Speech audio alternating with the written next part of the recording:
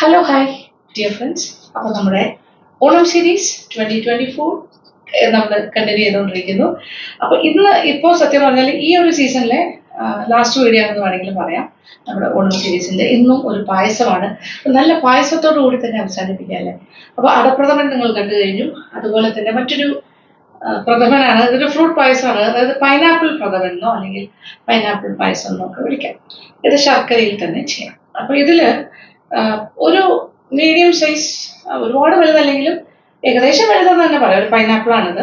ഇത് പ്യൂറി ചെയ്തിട്ട് അരച്ചിട്ടാണ് പായസം ഉണ്ടാക്കുന്നത്. അപ്പോൾ പൈനാപ്പിളിൻ്റെ അളവെന്ന് പറഞ്ഞാൽ ഇപ്പോൾ എന്ത് കാര്യം എടുത്താലും അതിൻ്റെ ഡബിൾ സൈസാണ് നമ്മൾ ശർക്കര ചേർക്കേണ്ടത്. ഇപ്പോൾ പൈനാപ്പിൾ ഒരു 1.25 കിലോയുടെ പൈനാപ്പിൾ ആണെങ്കിൽ അതിൻ്റെ സ്കിന്നും മറ്റ് തോടൊക്കെ മാറ്റി കഴിയുമ്പോൾ ഏകദേശം ഒരു 10-300 ഗ്രാം ഫ്ലഷ് ഉണ്ടാകും. അതിന് നമ്മൾ ഒരു 1/2 കിലോ ശർക്കര എടുക്കുക. കാര്യം പൈനാപ്പിളിന് തന്നെ ഏകദേശം നല്ല മധുരമുള്ളൊരു കാര്യമാണല്ലോ. അപ്പോൾ അതിന് ഒരു പക്ഷെ എടുക്കുന്ന അത്രയും ശർക്കര ഇല്ലെങ്കിലും കുഴപ്പമില്ല, എങ്കിലും ഒരു പുളിയുണ്ട് പൈനാപ്പിളിന്. അതുകൊണ്ടാണ് അപ്പോൾ ഒരു 350 ഗ്രാം ആണെങ്കിൽ ഒരു 1/2 കിലോ, ഒരു 300-350 ഗ്രാം ഇത്ര നോക്കിക്കോളും. പിന്നെ ഒരു 1/2 കിലോ ശർക്കര തന്നെ ഉപയോഗിക്കാം. അപ്പോൾ ഇത് രണ്ട് കാര്യങ്ങൾ: ഒന്ന് ശർക്കര ഉരുക്കണം, രണ്ട് നമ്മൾ പൈനാപ്പിൾ അരച്ചെടുക്കണം. പൈനാപ്പിൾ ഒന്ന് അരച്ചെടുക്കണം, അത് ആദ്യത്തെ കാര്യം.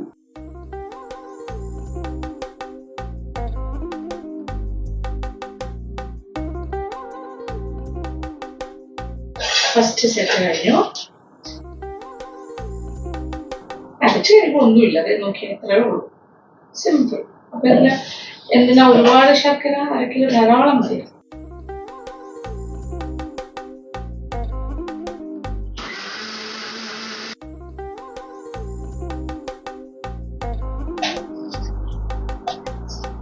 ഏകദേശം നമുക്കൊരു അളവ് കിട്ടിയിട്ടുണ്ടാവില്ല. ഞാനിങ്ങനെ മിക്സിയിൽ ഒരു 1/2 ജാറ് നിറയുന്ന രീതിയിൽ 3 പ്രാവശ്യം പീസസ്. അങ്ങനെ പൈനാപ്പിൾ കംപ്ലീറ്റ് അരച്ചെടുത്തു.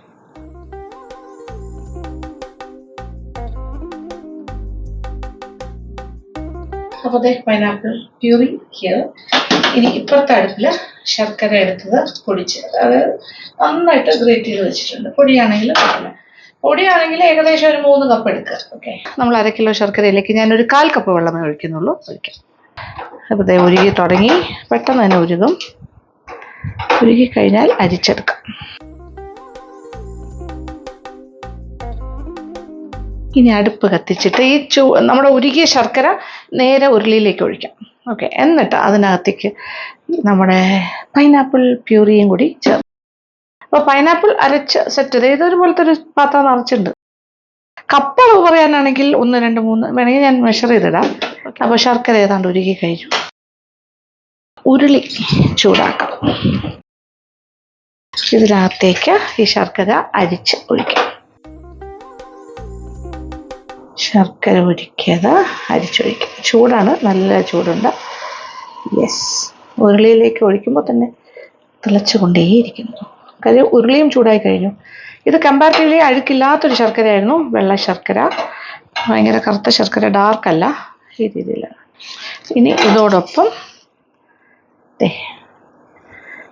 പൈനാപ്പിൾ അരച്ചതാ പ്യൂറി,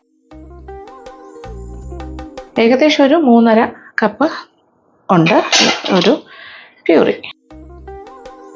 ആ ശർക്കര പാനിയും പൈനാപ്പിൾ പ്യൂറിയും കൂടി ഒന്നിച്ച് കടന്ന് തിളച്ച കുറുകി നല്ലൊരു എന്താ പറയുക, നമ്മളിങ്ങനെ വരട്ടിയെടുക്കാന്ന് പറയില്ലേ, ആ ഒരു സ്റ്റേജിലേക്ക് എത്തണം. തിളച്ച് പെട്ടെന്ന് തന്നെ വറ്റി കുറുകി വരും. ആ സ്റ്റേജിലാണ് നമ്മളിനി നെയ്യ് ഒഴിച്ച് കൊടുക്കുന്നത്. ശർക്കര വലിയ കളറുള്ളതല്ലാത്തത് കൊണ്ടാണ് ഈ ഒരു കളർ കിട്ടിയിരിക്കുന്നത്. ഓക്കെ, അങ്ങനെ പൈനാപ്പിളിൻ്റെ ആ ഒരു എന്താ പറയുക, പ്യൂറിയൊക്കെ വറ്റി ശർക്കരയായിട്ട് ചേർന്നിങ്ങനെ ഈ ഒരു സ്റ്റേജ് നോക്കിയേ, വറണ്ട് വരുന്നത്. ഈ സമയത്ത് ഇച്ചിരൊക്കെ തെറിക്കാനുള്ള ചാൻസസ് കൂടുതലാണ്.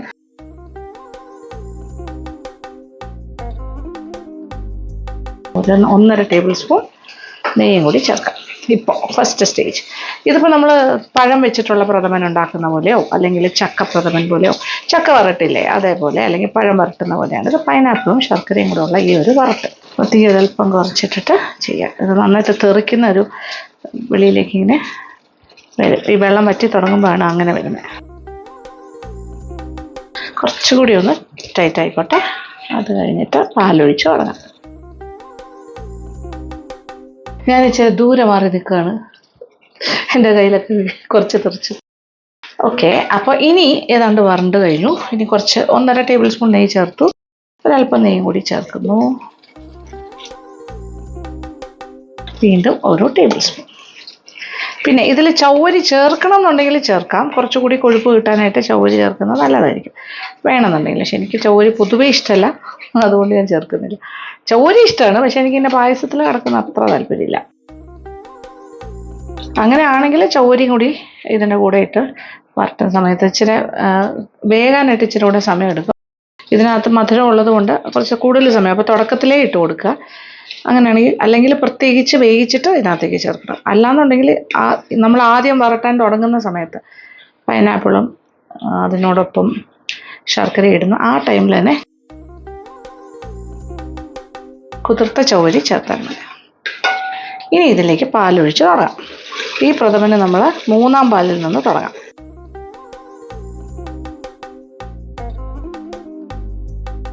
ഇനി ഇതൊന്നുകൂടി ഒന്ന് തിളച്ച് കുറുകും. അത് കഴിഞ്ഞിട്ട് നമുക്ക് 2-ാം പാൽ ഒഴിക്കാം. 2 കപ്പ് 3-ാം പാലാണ് ഇപ്പോൾ ചേർത്തിരിക്കുന്നത്. നന്നായിട്ട് തിളച്ച് കുറുകട്ടെ. അത് കഴിഞ്ഞാൽ 2-ാം പാലും പിന്നെ നമ്മൾ 1-ാം പാലും. അപ്പോൾ 3-ാം പാലിൻ്റെ കൂടെ കിടന്ന് തിളച്ച് ഒരു 6-7 മിനിറ്റ് തിളച്ച് കഴിയുമ്പോൾ അതേ നോക്കിയാൽ നല്ല കൊഴുത്ത് കുറുകി വന്നു. കുറച്ച് തിക്കായില്ലേ? ഓക്കെ, ഈ ഒരു സ്റ്റേജിൽ നമ്മൾ 1 കപ്പോളം 2-ാം പാലും ഒഴിച്ചു കൊടുക്കുന്നു. ഇത് കുറച്ചുകൂടി കട്ടിപ്പാലാണ് 2-ാം പാല്. 3-ാം പാല് നമ്മൾ 2 കപ്പ് ഒഴിച്ചു. ഇതിപ്പോൾ 2-ാം പാല് 1 കപ്പ്. ഇനി ഇതൊന്ന് തിളക്കട്ടെ, തിളച്ച് ഒന്നുകൂടി ഒന്ന് കുറുകട്ടെ. അത് കഴിഞ്ഞാൽ പിന്നെ 1-ാം പാല് മാത്രമേ ഉണ്ടാവുള്ളൂ. അപ്പോൾ ചൗവരി ഇടുകയാണെങ്കിൽ ഈ സ്റ്റേജിലെല്ലാം ചൗവരി അതിനകത്ത് കിടന്ന് വെന്തുകൊണ്ടേയിരിക്കും, അപ്പോൾ കുഴപ്പമില്ലല്ലോ. ആ സമയം കൊണ്ട് വേഗം. അങ്ങനെ നമ്മുടെ പൈനാപ്പിൾ പ്രഥമൻ ഇങ്ങനെ 2-ാം പാലിൻ്റെ കൂടെ കിടന്നിങ്ങനെ തിളച്ച് മറിയണത് നോക്കിയാൽ ഇങ്ങനെ കുറുകി കുറുകി വരുന്നു. കുറച്ചുകൂടെ ഒന്ന് കുറുകാനായിട്ട് ഞാൻ വെയിറ്റ് ചെയ്യാണ്. ഇടയ്ക്കിടയ്ക്ക് ഇളക്കി കൊടുക്കുന്നുണ്ട്. 2-ാം പാല് ചേർത്തതിന് ശേഷമുള്ള കുറുകലാണിത്. തണുത്ത് കഴിയുമ്പോൾ കുറച്ചുകൂടെയൊക്കെ കുറുകും കേട്ടോ. 200 കുറുകലുണ്ട്. ഇതിപ്പോൾ ഇച്ചിരി ഇവിടെ ഒന്ന് കുറുകാൻ ഞാൻ വെയിറ്റ് ചെയ്യണു. അത് കഴിഞ്ഞിട്ട് 1-ാം പാല് ഏകദേശം ഒരു 3/4 കപ്പോളം ഉണ്ട്. തലപ്പാൽ അതും കൂടി ഒഴിച്ച് കഴിയുമ്പോൾ കറക്റ്റ് ആയിരിക്കും. അപ്പോൾ ഇച്ചിരി ലൂസ് പോലെ തോന്നും. പക്ഷേ തലപ്പാൽ ഒഴിച്ചാൽ പിന്നെ നമ്മൾ തിളപ്പിക്കാൻ പാടില്ല. അതുകൊണ്ട് ഒഴിച്ചിട്ട് അടയ്ക്കുക എന്നുള്ളതാണ്. തീ അണച്ചിടണം. അപ്പോൾ അതിനനുസരിച്ചിട്ട് ഇത് എത്രത്തോളം നമ്മൾ കുറുക്കണം അതനുസരിച്ച് കുറുക്കിയിട്ട് 1-ാം പാൽ ഒഴിച്ച് ഫിനിഷ് ചെയ്യാം. ഇതൊക്കെ ഇലയിൽ വിളമ്പേണ്ടത് തന്നെയാണ്. അപ്പോൾ ഒരു സദ്യ എന്ന് പറയുമ്പോൾ നമ്മൾ പഴപ്രഥമനോ അല്ലെങ്കിൽ ചക്കപ്രഥമനോ ഒക്കെ വിളമ്പുന്ന പോലെ വിളമ്പാം. ഇനി 1-ാം പാൽ ഒഴിക്കാം. തീ ഓഫ് ചെയ്യുന്നു. ഈ ഉരുളിക്ക് നല്ല ചൂടുണ്ട്.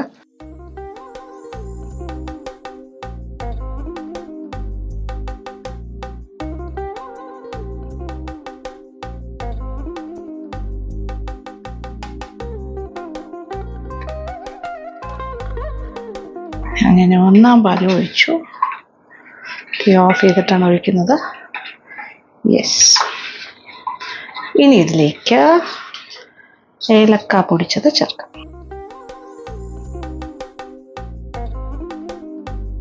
ഇത് നല്ല മധുരമുള്ള പായസം ആയതുകൊണ്ട് വേണമെങ്കിൽ ആ മധുരത്തിനെ ഒന്ന് ബാലൻസ് ചെയ്യാനായിട്ട് ചുക്കുപൊടി ചേർക്കുന്നവരും ഉണ്ട്.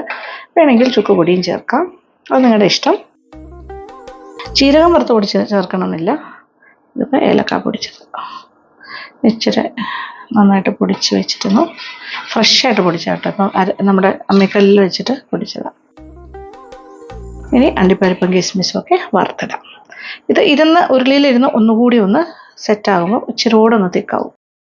ഇലയിൽ ഒഴിച്ച് കഴിക്കാൻ പറ്റുന്ന പാകം. പായസം റെഡി. പൈനാപ്പിൾ പ്രഥമൻ. പായസം എന്ന് പറയണില്ല, ശരിക്കും പ്രഥമൻ എന്ന് പറഞ്ഞാൽ നമ്മുടെ പായസങ്ങളിൽ ഏറ്റവും പ്രഥമ സ്ഥാനത്തുള്ള ആളാണ്. അത് നമ്മുടെ അടപ്രഥമൻ തന്നെയാണ്. ഇതൊക്കെ സെക്കൻഡ് പായസമായിട്ടാണ് വരുന്നത്. അപ്പോൾ ഇതിലേക്ക് നെയ്യ് ഒഴിക്കുന്നു. കാര്യങ്ങളെല്ലാം ചൂടാകട്ടെ. ഞാൻ വീണ്ടും എനിക്ക് ടേസ്റ്റ് ചെയ്യാൻ തോന്നുന്നു. യെസ്, ചൂടെന്ന് പറഞ്ഞാൽ അയ്യോ ഒന്നൊന്നര ചൂടാണേ. ആഹാ, എക്സലന്റ്. ദാറ്റ് ഈസ് പഴപ്രഥമനൊക്കെ മാറി നിൽക്കുമെന്ന് എനിക്ക് തോന്നുന്നു. ഒരു നല്ല മധുരവും ഒരു ചെറിയ പുളിയോ രക്ഷയില്ലാത്ത ടേസ്റ്റ്. നമ്മുടെ ഓമല്ലൂർ സദ്യ പൈനാപ്പിൾ പായസം. ഓക്കെ, ഇനി ഇതിലേക്ക് നെയ്യ് ഒഴിക്കാം. ഒരു 2 ടേബിൾ സ്പൂൺ നിറച്ചെടുക്കണം. നെയ്യ് ചൂടായിട്ടുണ്ട്. ഇത് 50 ഗ്രാം അണ്ടിപ്പരിപ്പ്. ഏതാണ്ട് ഒരു പകുതി മൂത്ത് തുടങ്ങുമ്പോൾ കിസ്മിസും കൂടി ചേർക്കാം. 25 ഗ്രാം കിസ്മിസ്. ഇത് പൈനാപ്പിൾ പ്രഥമനായതുകൊണ്ട് ഇനി കിസ്മിസ് ഇട്ടില്ലെങ്കിലും കുഴപ്പമില്ല, അണ്ടിപ്പരിപ്പ് മാത്രമാണെങ്കിലും ഓക്കെ. ഓൾറെഡി മധുരം ഒരു ഫ്രൂട്ടുണ്ട്. കിസ്മിസ് ചേർക്കാം. 25 ഗ്രാം മുന്തിരിങ്ങ. പാകത്തിന് മൂത്ത് കഴിഞ്ഞു. തീ ഓഫ് ചെയ്യട്ടെ. നെയ്യോടുകൂടി പായസത്തിലേക്ക് ഒഴിക്കും.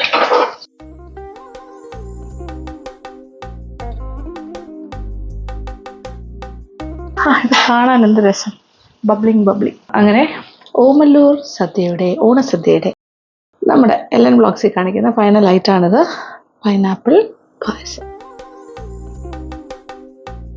പായസം റെഡിയായ ഉടനെ തന്നെ ഞാൻ എത്തിക്കഴിഞ്ഞു with my glass head spoon. Taste ചെയ്യട്ടെ. നമുക്ക് എന്ത് ഭംഗിയല്ലേ കാണാൻ, നല്ല സ്വീറ്റ് ലുക്കിംഗ്. ഇനി ഇതൊന്ന് ഇളക്കി കാണിക്കാം.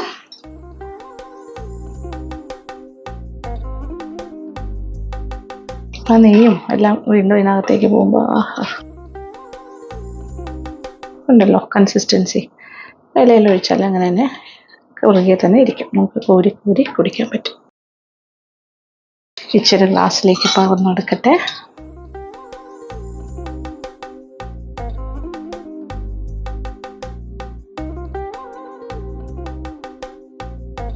എന്താ ടേസ്റ്റ് അറിയാം. ചൂടാണ്.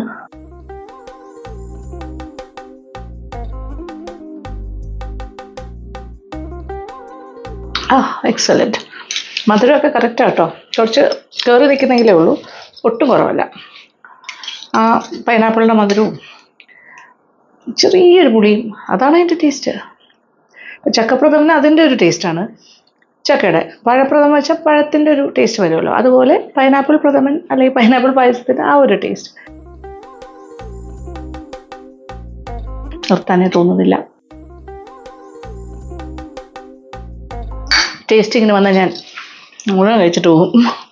മധുരപ്രിയയാണ് ഞാൻ അല്ലെങ്കിലും. അപ്പോൾ ഇന്നത്തെ ഈ ഒരു വീഡിയോയോടുകൂടി, അതായത് നമ്മുടെ ഈ ഒരു പൈനാപ്പിൾ പ്രഥമനെന്നോ പായസമെന്നോ ഒക്കെ വിളിക്കാം, പൈനാപ്പിൾ പായസത്തോടുകൂടി LN വ്ളോഗ്സിൻ്റെ ഓണം സീരീസ് 2024 ഞാൻ തൽക്കാലം എന്താ പറയുക, അതൊരു നമ്മുടെ ശുഭപര്യവസായിയായിട്ട് കണക്കാക്കാം.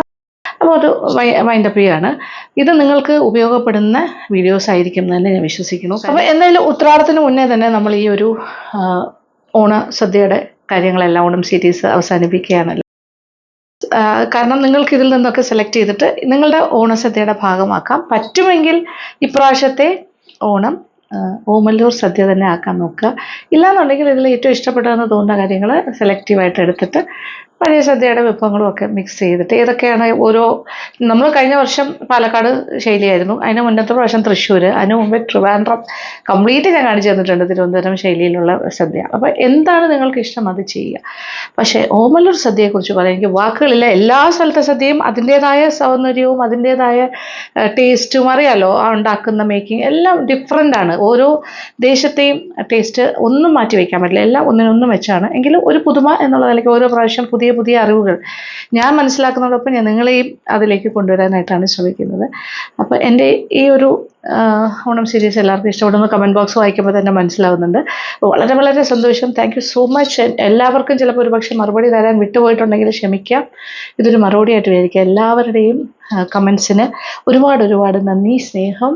നിങ്ങളുടെ ഈ ഒരു ലവിങ് സപ്പോർട്ടിന് എനിക്ക് വാക്കുകളില്ല പറയാൻ. എന്തായാലും ഒരുപാട് സന്തോഷം, സ്നേഹം. അപ്പോൾ ഈ ഓണം അടിച്ചു പൊളിക്കുക. ഓക്കെ, ഇനിയുള്ള ദിവസങ്ങൾ പറ്റുന്ന പോലെയൊക്കെ നിങ്ങൾ എല്ലാ പ്രിപ്പറേഷൻസൊക്കെ സ്റ്റാർട്ട് ചെയ്യുക.